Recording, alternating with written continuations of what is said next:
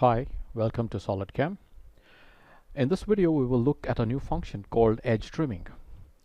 Edge trimming is an automated operation it's meant for finishing and removing rough portions of the part, especially in vacuum forming, where you would like to finish the formed part by trimming off the edges.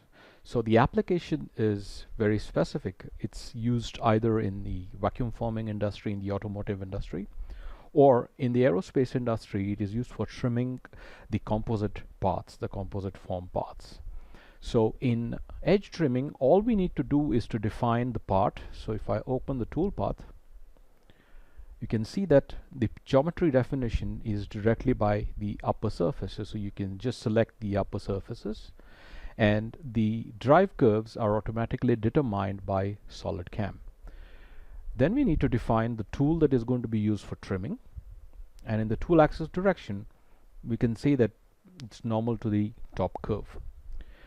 Output format can be in 3 axis or 4+1, where you have got automatic tilting, or it could be 5 axis. So in this example we're going to look at 5 axis. All we need to do is to just define the tool and the upper surfaces of the part and hit the calculate button, and the toolpath is calculated. So if we run the simulation, this is how it's going to run the simulation.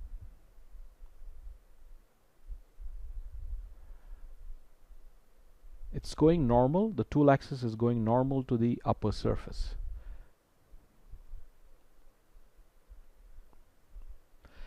The tool axis can also be controlled using the curves.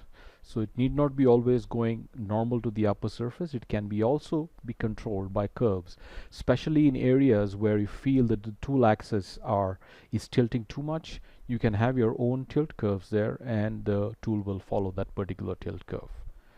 Thank you very much for watching this video.